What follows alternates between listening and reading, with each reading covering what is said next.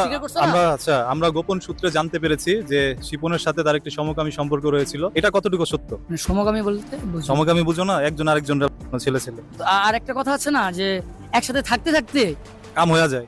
একসাথে আপনি একসাথে ভিডিওতে থাকতে যেমন থাকতে এখানেও হয়ে গেছে। তেমন। আচ্ছা, আপনার বয়স কত? 24 শেষ করবে 25। আপনি একজন আলেম, তুমি আমার বয়স হচ্ছে 18 হবে। তুমি যে অপরাধ করছো, এখন তুমি যতই সাধু সাজো না কেন, তুমি একজন অপরাধী। তুমি আল্লাহর কাছে ক্ষমা চেয়ে নিও। এখন তোমরা আগে মিলা যাও, যেহেতু উনি তোমার বড়, জাস্ট তুমি ওনার কাছে মাপ চেয়ে নাও। ঠিক আছে, আল্লাহর জন্য আপনি আমাকে মাফ করে দিবেন ইনশাআল্লাহ। না কোলাকুলি করো, রুমের ভিতরে তো তাই করতে।